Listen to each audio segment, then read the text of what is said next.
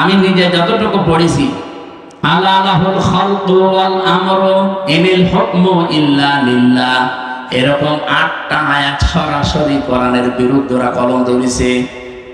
ওরা বলতে চায় দেহ আমার, সিদ্ধান্ত আমার, আর আল্লাহ বলেন এই সৃষ্টি আমার, সিদ্ধান্ত আমার। দেহ আপনার, আপনাকে কে বলেছে? আপনি দেহের মালিক। আমি এই যে 33 বছর বয়স আমার, বলেন তো 34 বছর আগে হামজা নামে উল্লেখ করার মতো আমি কিছু ছিলাম? 92 সালে আমি জন্ম নিয়েছি, অথচ 91 সালেও হামজা নামে আমি এখানে বসার যোগ্যতা রাখতাম। আমার মা বাবা দায়িত্ব পালন করেছে, তারা শুধু বিছানায় ছিল, এই বাকি যা করার সব করেছে আমার আল্লাহ। আল্লাহ বলেন মায়ের রেহেমের ভেতরে বাবার এই বীর্যটা যখন দ্রুত গতিতে এখানে এসে হাজির হয়, কমপক্ষে এটা 40 দিন 40 দিন 40 দিন 40 পাল্টাতে থাকে। 120 দিনে আমি আল্লাহ এটাকে কমপক্ষে 8টা জিনিস বানিয়ে ফেলি। আপনি তো এখানে কম্পিউটার ভেড়াতেন, স্ক্রিন দিলে আমি একটা একটা করে আপনাকে দেখাতে পারতাম। বাবার এই নাপাক পানিটা দিয়ে আল্লাহ যে 4টা জিনিস বানায়, এটা সূরা তরিকের ভেতরে আছে। ফালিয়ানজুরিল ইনসানু মিম্মা খুলিকা মিম্মা দাফিকিন ইয়াখরুজু মিন বাইনিস সুলবি ওয়াত তারাইব। এক একটা শব্দ যদি ভেঙে ভেঙে আপনি অর্থ করেন, দেখবেন সুলবুন 1 বচন দিয়েছেন, তারাইব দিয়েছেন বহু বচন। আমি এটা বাইবেল, কোরআন এবং সায়েন্স, ডক্টর মরিস বোকাইলের লেখা আয়াতের তাফসীর পড়তে গিয়ে উনি খুব সুন্দর করে বিজ্ঞানের ব্যাখ্যা দিয়েছেন। পড়ার পরে আমার মনে হচ্ছিল এতদিন আমি যেভাবে পড়েছিলাম, এটা পড়ে কোরআন শরীফ একেবারে হাতে কলমে জিবরাইল আমারে শেখাচ্ছে। বাবার এই নাপাক পানিটা যখন যেতে থাকে, বিজ্ঞান এখন দেখাচ্ছে কম্পিউটার দিয়ে কমপক্ষে 40,000 হামজা তৈরি হওয়ার ক্ষমতা রাখে 1 ফোঁটা বীর্য। মায়ের জরায়ুর যে দেওয়াল আছে, এখানে ধাক্কা লেগে হয়তো অনেকে পড়ে যায়, যেতে পারে না ওই রেহেম পর্যন্ত। হয়তো কারো 1টা যায়, 2টা যায়, 5টা যায়। এই পৃথিবীতে 13টা পর্যন্ত সন্তান জন্ম দিয়েছে এক মহিলা ক্যালিফোর্নিয়া।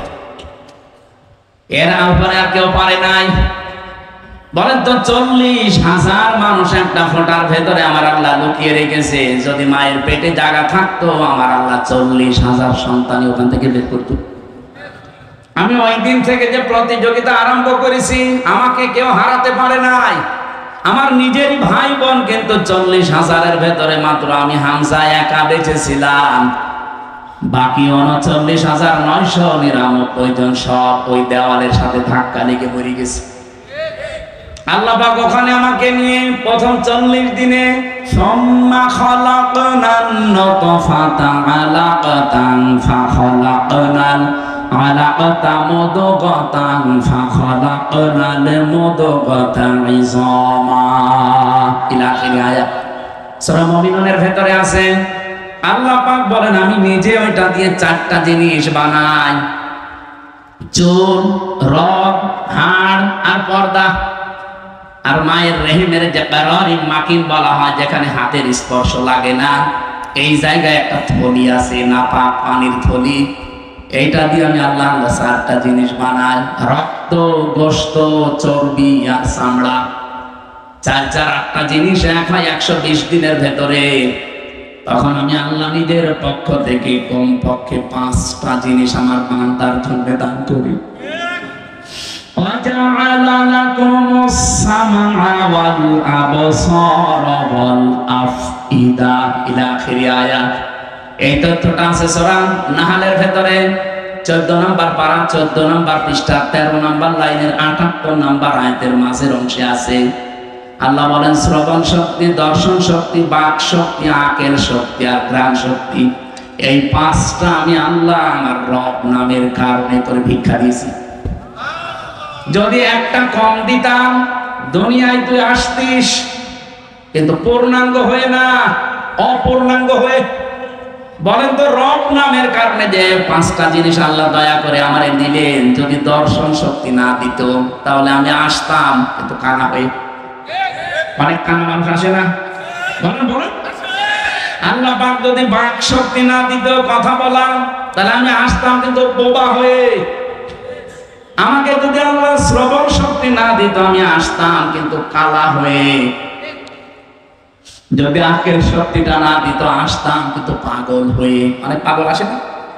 তখন আমাকে স্বাভাবিকভাবে স্টেজে ওঠা দূরের কথা, প্রধান অতিথি বিশেষ অতিথি ওসি সাহেব দূরের কথা, মানুষ বলতো না এখান থেকে কানা পাগল। স্টেজের ধারে পাশেও পাগল কানারে আসতে দিত।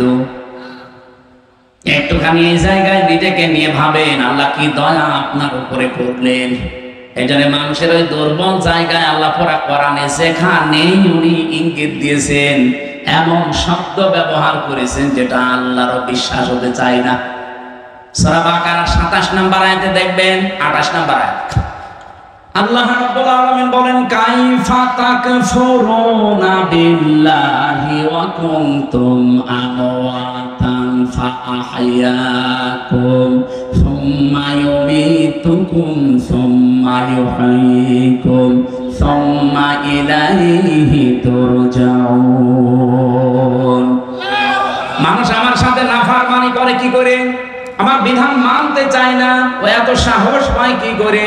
এজন্য আল্লাহ শব্দ শুরু করার আগে কাইফা দিয়েছেন।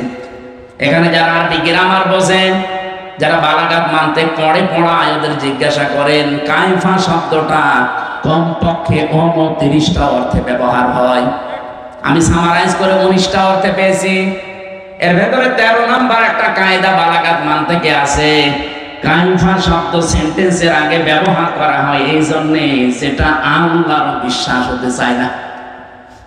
আল্লাহ বলেন কাইফা তাকফুরুনা বিল্লাহ, মানুষ আমার সাথে নাফরমানি করে, কুফরি করে, আমার বিধান মানতে চায় না। কেমন করে? অথচ আমি তো ছিল, ওকে আমি জীবন দিয়েছি।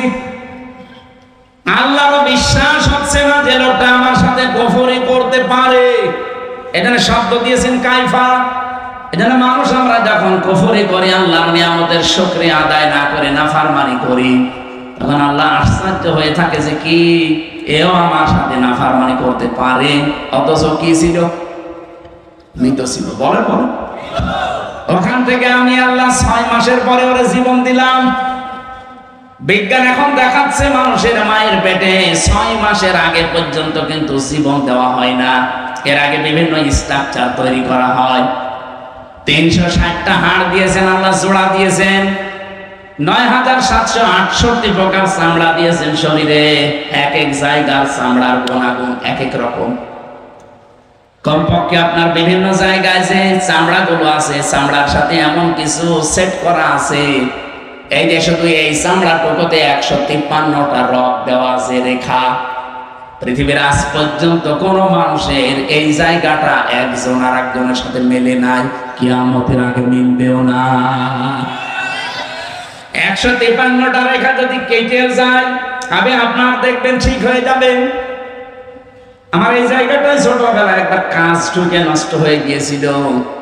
আমি পরে সাপ নিয়ে দেখেছিলাম যে না ঠিক হচ্ছে না। কিছুদিন পরে দেখে আগেরটায় আবার ফিরে গেছে। তাহলে এইটা কিয়ামতের আগ পর্যন্ত আমার সাথে 153টা রেখার কারণ মিলছে না, মিলবেও না। এর পেছনে একটা শক্তি কাজ করছে, তিনি কে? শুধুমাত্র জহব্বা বানিয়েছেন আল্লাহ। যে জহব্বা বলা হয় জিবা। বিজ্ঞান এখন এই জহব্বা নিয়ে গবেষণা করে জানিয়েছে এর ভেতরে কমপক্ষে 2 কোটি আস্বাদন স্তর আছে, স্বাদ নেওয়ার স্তর আছে। এই পৃথিবীতে যত বড় রেস্টুরেন্ট হোক, রেস্তোরাঁ হোক, হোটেল হোক, 2 কোটি খাবার রান্না হওয়ার কোন হোটেল আপনি পেয়েছেন? হ্যাঁ, আমি এই বয়সে আমার মনে হয় কতগুলো দেশ আমি ঘুরে আসলাম। পৃথিবীর কোন উন্নত দেশেও এত প্রকার খাবার আমি পাইনি। সর্বোচ্চ খাবার পেয়েছি 180 প্রকার। এতে গাজীপুরের কাপাসে একটা হোটেল আছে নিরিবিলি, তোতামিয়া। ও খাবার রান্না করে 180 প্রকার পর্যন্ত খাবার হোটেলে আমি পেয়েছি। একটা মাহফিল দিয়েছি, বললাম খাবার দেন তো, কি কি আছে দেখি। এটা কি? বলছে কাঁঠালের পাতা ভর্তা। কাঁঠালের পাতা ভর্তা বলে এর একটা তরকারি, আর এইটা বাঁশের পাতা ভর্তা। মানে সারা দুনিয়া কুড়িয়ে মাত্র 180 টাকা, আর আমার দেহটার ভেতরে আল্লাহ স্বাদ নেওয়ার স্তর দিয়েছে কত? 2 কোটি। কিয়ামত পর্যন্ত দিলেও তো স্বাদের স্তর শেষ হবে না। এই স্তরটা আল্লাহ দেয় কখন? বিজ্ঞান এখন জানাচ্ছে কমপক্ষে যখন 6 মাস হয়ে যায়, 6 মাসের পরে তখন আপনার ভেতরে আল্লাহ রূহ দেয়। এটা আল্লাহর সিদ্ধান্ত। রূহ কি? আল্লাহর হুকুম বা সিদ্ধান্ত। ওরা যে বলছে সিদ্ধান্ত আমার, দেহ আমার, আরে ভাই দেহ আপনার না, সিদ্ধান্ত আপনার না। এ দেহ বানিয়েছে যে শুরু থেকে কে বলেন তো? আরো জোরে বলেন। মা বাবার কে দায়িত্ব ছিল? সূরা ওয়াকিয়ার ভেতরে আছে, ওরা শুধু বিছানায় ছিল, এই শেষ। বাকি যা করছে ওখান থেকে, সেই বীর্য থেকে হামজা পর্যন্ত কে? 6 মাস পরে যখন ক্ষুধার উদ্রেক দেখা দেয়, আল্লাহ পাক তখন নিজে খাবার সরবরাহ করার জন্য, তার যে রাজ্জাক নামটা আছে, ওই রাজ্জাক নামের কারণে দুনিয়ার কোনো খাবার দিলে তা আপনি হজম করতে পারবেন না, কারণ আপনার দাঁত নেই। আছে? এটা মায়ের মাসিক অসুখ বন্ধ করে দিয়ে ওই নাপাক রক্তটা আল্লাহ মুখ দিয়ে দেয় না, নাভির ভেতর দিয়ে পাস করে আমাকে বাঁচিয়ে রাখে। নবীজি বলেন আল্লাহ মুখ দিয়ে না দিয়ে নাভি দিয়ে দিয়েছে কেন জানো? পৃথিবীতে আল্লাহর বান্দারা এসে জানো এই মুখ দিয়ে কোনো নাপাক জিনিস ভেতরে না দেয়।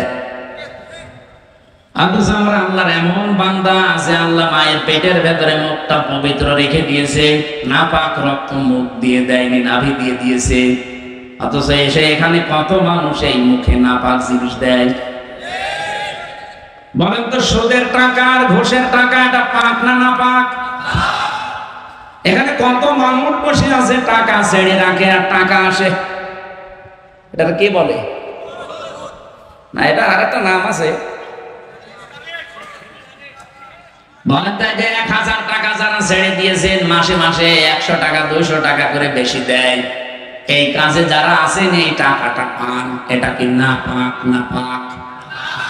যারা এগুলো করছেন তাদের ছেড়ে দেওয়া লাগবে, নয়তো আপনি নবীর হাদিস অনুযায়ী মায়ের সাথে জিনা করছেন। কারা কারা এই কাজে আছেন হাত তোলেন তো। এই এলাকা তো ভালো মনে হচ্ছে, আলহামদুলিল্লাহ। ওসি সাহেবের কাছে অনেক নালিশ যায় না মনে হয়, এলাকা অনেক ভালো, একটা লোক নেই। যারা এই যে নাপাক জিনিসগুলোর ভেতরে অন্যতম আর একটা এলাকায় চলে কিনা আমি জানি না, বিড়ি আছে। এটা বন্ধ অভ্যাস, ওটা খেলে মুখ পর্যন্ত আমার মনে হয় গন্ধ হয়ে যায়। যারা খায় তারা তো টের পায় না, যারা পাশে দাঁড়ায় তারা টের পায়। আপনি একটু চিন্তা করেন না, আপনার এই নাভির ভেতর দিয়ে আল্লাহ পাস করে আপনাকে বাঁচিয়েছে, কেন মুখ দিয়ে ওটা দিতে পারতো না? আল্লাহ জানে যে আমার বান্দা এই নাপাক জিনিস আমি মুখ দিয়ে দিলে এই মুখটা নাপাক করে ফেলবে। আমি চাই এটা পবিত্র থাক দুনিয়ায়, যে আমি আল্লাহর পবিত্র নাম যেন উচ্চারণ করে। সুবহানাল্লাহ বলতে পারেন না? 6 মাসের পরে যখন রূহ এসে গেছে, খাবারের উদ্রেক দেখা দেয়। আল্লাহ পাক বলেন খাবার তো এভাবে চলতে থাকে, আস্তে আস্তে আমি আল্লাহ নিজে তখন আকৃতি বানাই। আল্লাযী ইউসাউবিরুকুম ফিল আরহামি কাইফা ইয়াশা, ইলা আখিরি আয়াত। সূরা আলে ইমরান 3 নাম্বার পারা, এটা 9 নাম্বার পৃষ্ঠা 6 নাম্বার লাইনের 6 নাম্বার আয়াতের প্রথম অংশে আছে। আল্লাহ বলেন তিনি সে আল্লাহ যিনি মায়ের পেটের ভেতরে তোমাদের আকৃতি তৈরি করেন। তোমার যে আকার আকৃতি এটা পৃথিবীর কেউ বানায়নি, এটা আমার আল্লাহর নিজের সিদ্ধান্তে তৈরি হয়েছে। এখানে পৃথিবীর যত সৃষ্টি সবচাইতে সুন্দর সৃষ্টি মানুষ। কথা বলে লাকাদ খালাকনাল ইনসানা ফি আহসানি তাকওয়িম, পৃথিবীতে সবচাইতে সুন্দর করে আল্লাহ বানিয়েছে মানুষের চেহারাকে। এত সুন্দর আর পৃথিবীর কোন সৃষ্টির ভেতরে আপনি পাবেন না। কিন্তু এই সুন্দর চেহারার মানুষগুলো যখন নিচে নামতে থাকে, সুম্মা রাদাদনাহু আসফালা আসফালা সাফিলিন। এরা এত নিচে নামে যে পশু পাখি পর্যন্ত এত নিচে নামে না। এই বাংলাদেশে নিচে নামে নাই। আসিয়ার মতো 7 বছরের মেয়েকেও যারা ধর্ষণ করতে ছাড়ে না, ওরা কি মানুষ না জানোয়ার? জানোয়ার বললেও ভুল হবে, কারণ জানোয়ারও অত নিচে নামে না।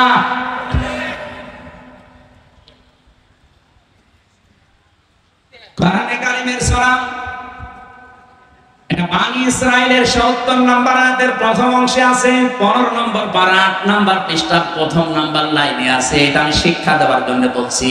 ওয়ালাকাদ কাররামনা বনী আদম, আল্লাহ পাক বলেন বনি আদম সন্তানকে আমি আল্লাহ সম্মানিত করেছি। কে? আরো জোরে। বনি আদম সন্তান হলেই হবে, সে কোন ধর্ম মানে ওটা তার ব্যাপার, কিন্তু বনি আদম সন্তানকে আমি সম্মান দিয়েছি। আল্লাহ এখানে বলেন না যে আমি মুসলমান সন্তানকে সম্মান দিয়েছি, না।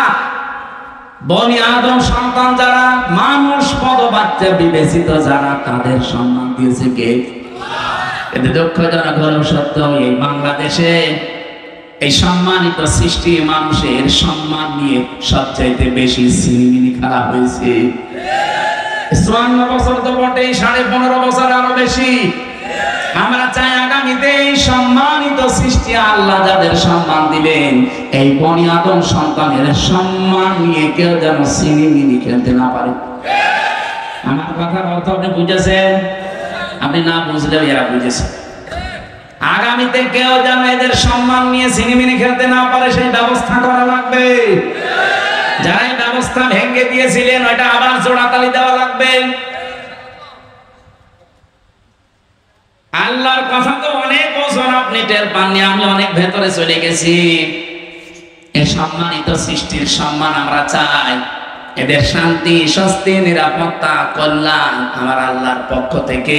যে মানুষগুলো তাদের ঈমানের সাথে শিরক এবং জুলুম মিশ্রণ করবে না, তাদের জন্য।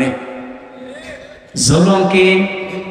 যে জিনিস যেখানে রাখা দরকার ওইটা ওই জায়গায় না রেখে অন্য জায়গায় রাখার নাম জুলুম।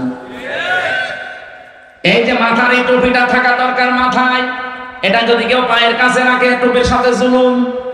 এই কথা বুঝছেন না?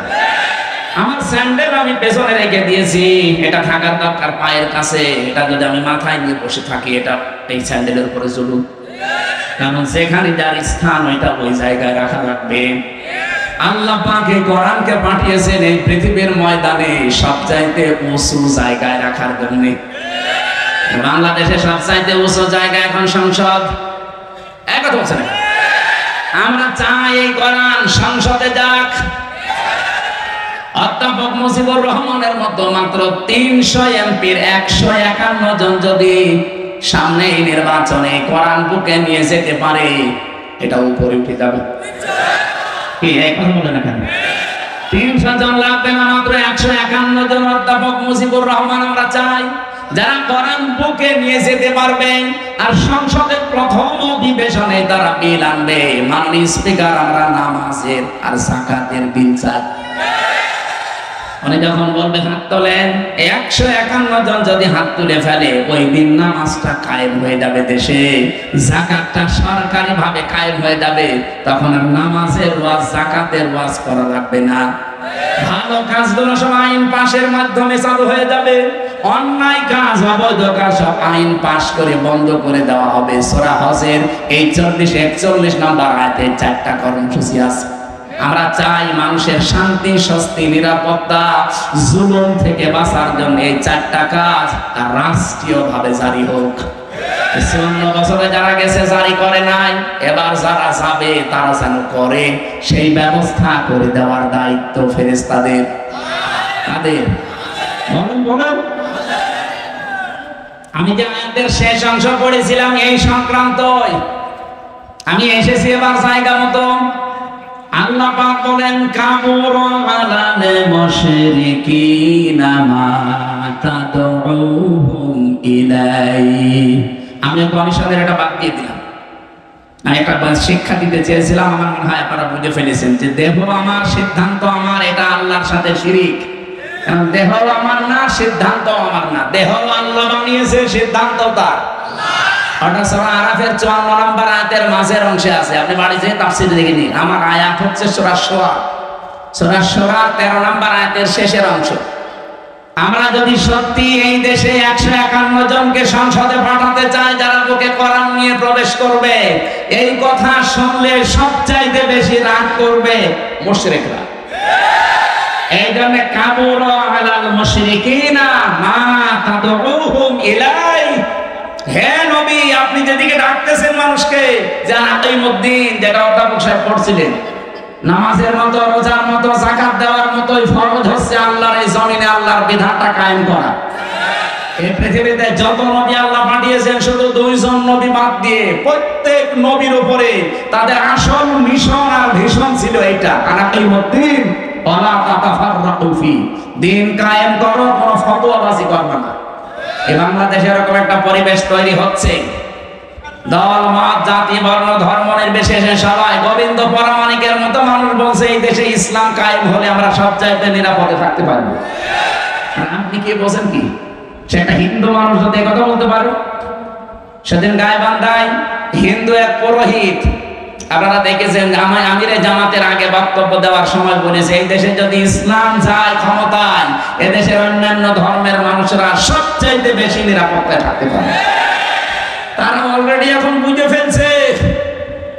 এই জন্য আমাদের জীবনের সব ফরজের বড় ফরজ এইটা হাতে নেওয়া দরকার। দিন যতদিন কায়েম না হবে ততদিন আমাদের স্বস্তি নেই। এটা কারো কাছে যদি রাজনীতি মনে হয়, হ্যাঁ এটাই আমাদের রাজনীতি। এটা যদি কারো কাছে মনে হয় যে এটা ধর্ম ব্যবসা, হ্যাঁ এটাই আমার ধর্ম ব্যবসা। কারো কাছে যদি মনে হয় এটা দুনিয়ার কাজ, হ্যাঁ এটাই আমার দুনিয়ার কাজ।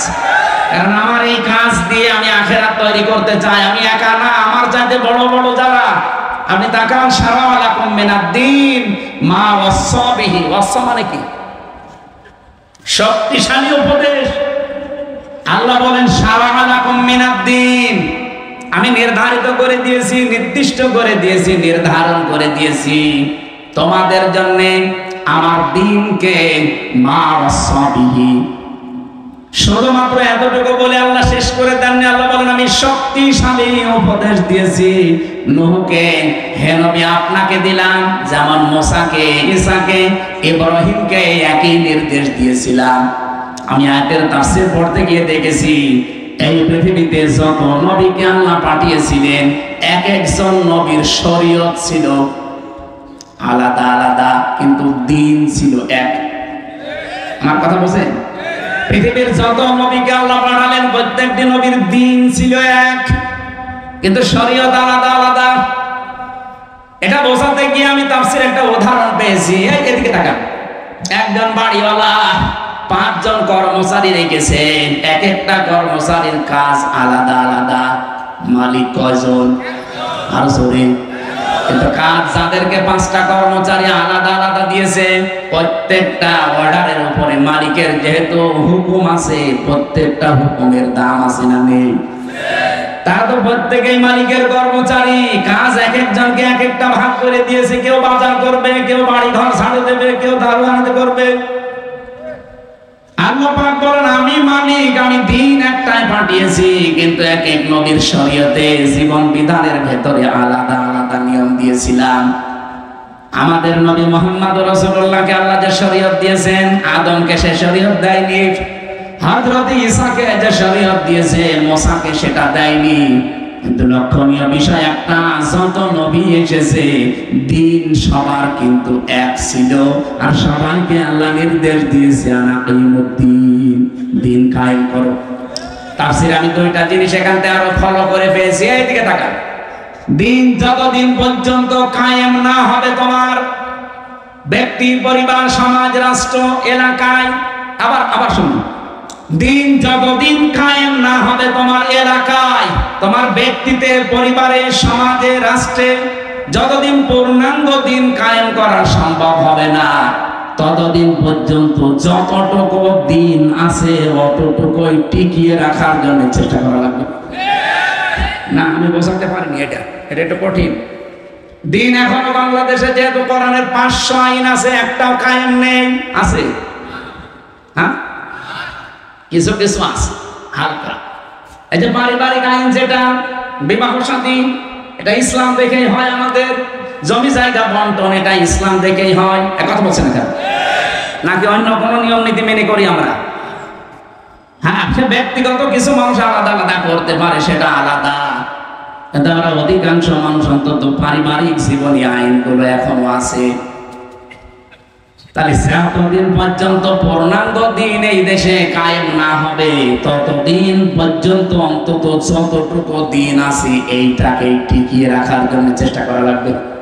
এখন সেইটাও যদি হাত ছাড়া হয়ে যায়, ওরা যে 318 পৃষ্ঠার রিপোর্ট দিয়েছে পুরাটা পড়ে আমি নিজের এই ছোট মাথায় পেয়েছি প্রায় 13টা কোরআনের আয়াত পাল্টিয়ে ফেলেছি। এগুলো মানলে নাকি অবিচার হবে, বৈষম্য হবে। ইসলাম মানলে যদি বৈষম্য হয় তাহলে কোন ধর্ম মানলে বৈষম্য দূর হবে বলেন তো দেখি? পৃথিবীর অন্যান্য ধর্মের কিতাবগুলো একটু টাচ করেন। ইহুদিদের ধর্ম আছে, খ্রিস্টানদের ধর্ম আছে, মুশরিকদের ধর্ম আছে, বৌদ্ধদের ধর্ম আছে। এদের ধর্মীয় গ্রন্থগুলো যতটুকু পারেন পড়েন। আমি বিশ্ববিদ্যালয়ে থাকাকালীন একটু টাচ পেয়েছিলাম, ওরা সবগুলো জায়গায় বৈষম্যের শিকার করে আছে। ওদের মেয়েদেরকে বিবাহের সময় যা দিয়ে দেয় ওইটাই শেষ, অথচ বিবাহের সময় মেয়েদের বাড়িতে, এইদিকে তাকান, বিবাহের সময় মেয়ের বাড়িতে মেয়ের বাবার কাছ থেকে ছেলে পক্ষের লোক যদি একটা পানও তার সন্তুষ্টি ছাড়া খায়, এইটা পায়খানা খাওয়ার মতো হারাম। যেটা আমরা যে বরযাত্রী বলে চালিয়ে দেই, কোথায় পেয়েছেন ঘটনা? এটা হিন্দুদের থেকে এসেছে বরযাত্রীর নিয়ম। মুসলমানদের বিয়েতে কোনো বরযাত্রী যাবে না, মুসলমানদের বিয়েতে হবে ওলিমা। আর ওলিমা কি ছেলের বাড়ি হয় না মেয়ের বাড়ি? হ্যাঁ, ছেলের বাড়ি। এলাকায় গিয়ে বরযাত্রী দেওয়ার সিস্টেম আছে, এটা বন্ধ করা। কোন বাড়িতে এখন আর বরযাত্রী যাওয়া যাবে না, কারণ মেয়েদের সম্মান মর্যাদা নবীজি নিজে এত বাড়িয়ে দিয়েছেন। বিশ্বনবী যতগুলো বিয়ে করেছিলেন তার চারটা মেয়ে তিনি বিয়ে দিয়েছেন, একটাকেও তিনি বরযাত্রী খাওয়াননি। উনি করেছেন নিজে ওলিমা, জামাইদেরকেও করিয়েছেন ওলিমা। সুতরাং আজকে থেকে তওবা করেন, আমরা বরযাত্রীর দাওয়াত পেলে আর যাব। আমার সাথে একটা ছেলে থাকে, বলছে হুজুর এই ওয়াজ আর 2 দিন পরে করবেন, আমার বিয়েটা হয়ে যাক।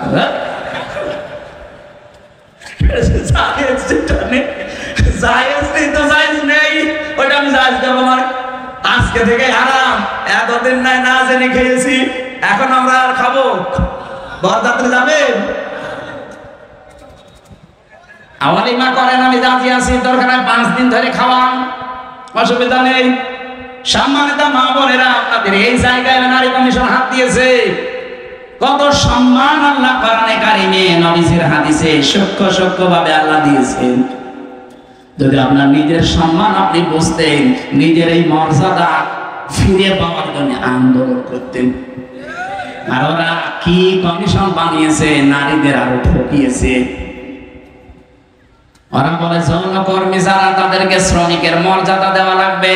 ওরা শ্রমিক হয় কি করে? কালকে তো ঢাকায় তো এসে পুলিশকে বলবে যে ভাই স্যার আমরাও শ্রমিক, আমাদের কম কষ্ট নেই ডাকাতি করতে। কি ডাকাতি করা কষ্ট না? তারাও তো তাদের কাজের স্বীকৃতি চাইবে সাহেবের কাছে যে আমাদেরকেও স্বীকৃতি দেন, আমরাও শ্রমিক, আমাদের ঘাম ঝরে।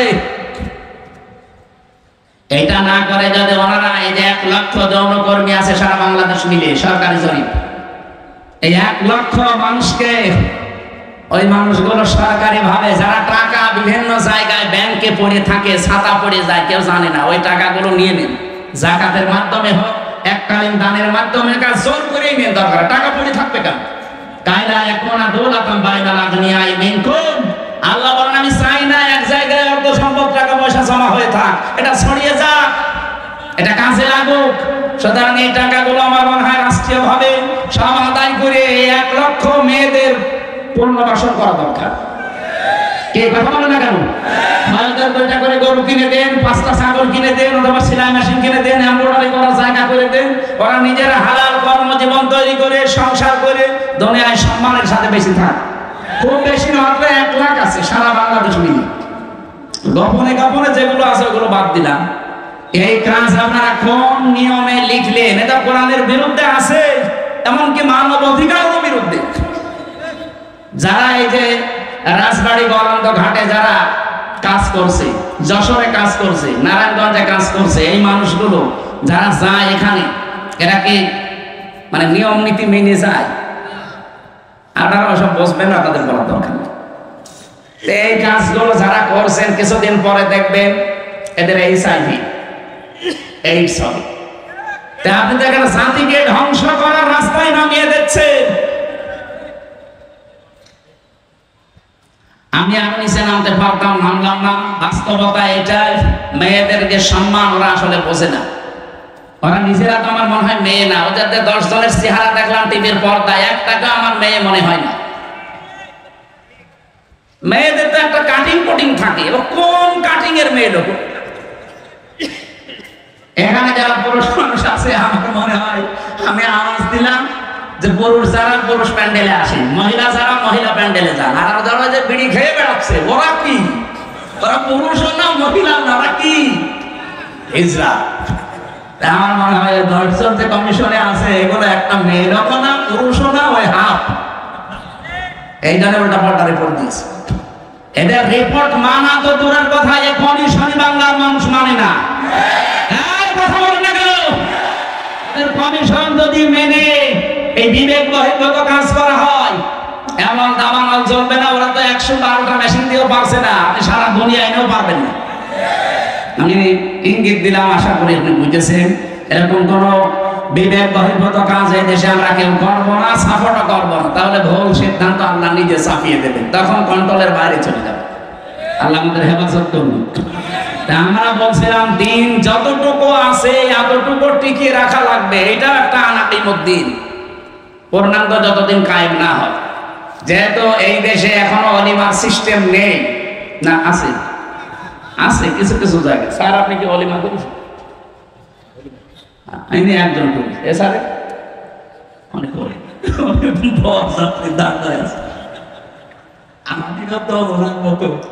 আমি বেশি মানুষ নেইনি, মাত্র 7-8 জন দিয়েছি। শ্বশুরকে বলেছি দরকার 170 জন খাওয়াই দেবো। এই সময় তো বুঝতাম না। না, আমরা এখন যেহেতু বুঝে ফেলেছি এই সিস্টেম, এখন মেয়ের বাপের উপরে জুলুম বন্ধ করা লাগবে। এখন থেকে আমার অলিমা শুরু হবে। বরযাত্রী খাওয়া কি জায়েজ নেই। আমার মেয়ের বাবা খাওয়াতে, কেউ মেয়ের বাবা এমন পাগল আছে যে আপনার মতো 500 পাগলকে খাওয়াবে? আমি বারবার কথা বলছি, কেন আমার মেয়ে 3টা, আমার বাসা লাগবে না। একটু ট্রেনে করলাম, অন্তত যাদের ছেলে আছে তারা এখন বুঝতে পারবে। আমি তো বেঁচে যাবো। মেয়ের বাবার অনেক সম্মান। নবীজি বলেন কেউ মেয়ের বাবাকে ছোট চোখে দেখবা না, মেয়ের বাবাকে খারাপ কথাও বলবা না, কারণ আমি নবী মুহাম্মদ রাসূলুল্লাহ নিজে মেয়েদের বাবা। সুবহানাল্লাহ বলতে পারেন না? কোন ঘরে যদি একটা মেয়ে লোক আসে, সঙ্গে সঙ্গে 4 জন ফেরেশতা চলে আসে। কোন পরিবারে একটা ছেলে এসেছে, সঙ্গে সঙ্গে একটা ফেরেশতা আসবে, এই কথা হবে। আর 4 জন রহমতের ফেরেশতা এসে মেয়েটার মাথায় হাত বুলিয়ে বলে, এটা দুর্বল দেহ থেকে এসেছে।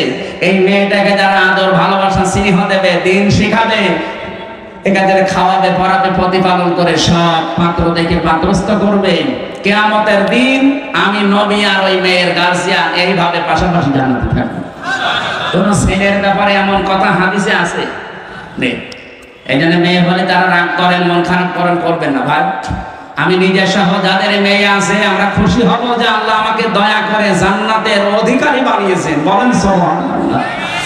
বিশ্বনবী জানিয়েছেন, যার একটা মেয়ে তার একটা জান্নাত, যার 2টা মেয়ে তার 2টা জান্নাত, যার 3টা মেয়ে আল্লাহ তাকে 3টা জান্নাতের অধিকারী বানিয়ে দিয়েছেন। আল্লাহ আমাদের মেয়ে যাদেরকে দিয়েছেন, এই মেয়েগুলো যেন জান্নাতে যাওয়ার মাধ্যম হয়। বলেন আমিন।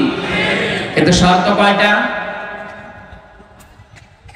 প্রথমে তাকে ভালোবাসা লাগবে, 2 নম্বরে তাকে খাবার দাবারের যে ব্যবস্থা, তার পেছনে খরচের যে ব্যবস্থা, এটা করা লাগবে। 3 নম্বরে তাকে দিন শেখানো লাগবে, এই পরিমাণ যতটুকু করতে পারলে সে চলতে পারে। 4 নম্বরে তাকে সব পাত্র দেখে পাত্রস্থ করা লাগবে। এই 4টা কাজ যদি কোনো মেয়ের গার্জিয়ান, বাবা হোক বড় ভাই হোক, এরা যদি করতে পারে কিয়ামতের দিন, নবীজি বলেন আমি নিজে পাশাপাশি তাকে জান্নাতে ডেকে নেব, এবং যেই দিন থেকে মেয়র বাড়িতে আসবে ওই দিন থেকে কিয়ামত পর্যন্ত আল্লাহর রহমত তার সাথে থাকবে। নবীজি কিন্তু দুনিয়া পর্যন্ত শেষ করেন, নিজের রহমত শুধু দুনিয়ায় পাবেন ইলা ইয়াউমিল কিয়ামাহ। এই মেয়ে যেই দিন ওর বাড়িতে এসেছে ওই দিন থেকে আল্লাহর রহমতের একটা দৃষ্টি তার উপরে থাকবে, ওই দিন থেকে কিয়ামত পর্যন্ত আল্লাহর দয়া ওই গার্জিয়ানের উপরে থাকবে। আল্লাহ সেই দয়ার ভেতরে আমাদেরকেও শামিল করেন, বলেন আমিন। যে কথা তুলেছিলাম যে এত দিন এখনো পরিপূর্ণ কায়েম নেই, যতটুকু আছে এগুলো টিকিয়ে রাখার জন্য 5 ওয়াক্ত নামাজ কায়েম নেই রাষ্ট্রে। আমরা নিজেরা অন্তত যারা পড়ি না, আরম্ভ করেন ব্যক্তিগত জীবনে, পারিবারিক জীবন পর্যন্ত একটু ঠিক করেন। ওয়ামুর আহলাকা বিসসালাতি ওয়াসতাবির আলাইহা লা নাসআলুকা রিজকা নাহনু নারযুকুকা ওয়াল আকিবাতু লিত্তাকওয়া। সূরা তাহার 132 নাম্বার আয়াতে আছে, হে নবী নিজে নামাজ পড়েন, যেহেতু এখনো কায়েম করতে পারেননি নিজে নামাজ পড়েন। পরিবারস্থ লোক যারা আছে তাদেরকেও নামাজের তাকিদ দেন। আমি আল্লাহ আপনার কাছে রিজিক চাই না, বরং আমি আল্লাহ আপনাকে রিজিক দেই, আর শুভ পরিণাম অপেক্ষা করছে আমার মুত্তাকি বান্দাদের জন্য। এটা দিন যেহেতু এখন আমরা কায়েম করতে পারি না, এবার পূর্ণাঙ্গ ভাবে যতটুকু আছে এতটুকু টিকিয়ে রাখার চেষ্টা করা ফরজ। আর এই কথাগুলো বললে সব চাইতে মন খারাপ হবে, খারাপ লাগবে যারা শিরিক করে বেড়ায়, যাদের ইমানের ভেতরে শিরিক আছে, যারা মুশরিক তারা। আল্লাহ পাক বলেন আল্লাহু ইয়াজতাবি ইলাইহি মাইয়াশা। আল্লাহর দ্বীন আল্লাহর জমিনে কায়েম করার জন্য সবাইকে আল্লাহ নির্বাচিত করবে না, আল্লাহ সবাইকে পছন্দ করবে না, সবাইকে আল্লাহ বাছাইও করবে না। ইয়াজতাবি শব্দের শাব্দিক অর্থ হচ্ছে নির্বাচিত করা, বাছাই করা, নির্ধারণ করা, পছন্দ করা। আল্লাহ শুধু পছন্দ করবে তাকে, ওয়াহদি ইলাইহি মাইয়ুনিব, যে লোকটা আল্লাহর দিকে মন থেকে ফিরে আসতে চায়। সুতরাং আজকে থেকে আপনি আল্লাহর বিধানের দিকে মন থেকে ফিরে আসার চেষ্টা করেন, আপনাকে আল্লাহ দ্বীন কায়েমের কর্মী বানিয়ে দেবে ইনশাআল্লাহ। আল্লাহ আমি সহ যারা এসেছি এই জমিনে দ্বীন কায়েমের একজন কর্মী হিসাবে দায়িত্ব পালন করা আল্লাহ যে কবুল করবেন, তাদের সাথে আমাদেরকেও যেন পছন্দ করেন, বলেন আমিন। আরো জোরে বলছেন আমিন।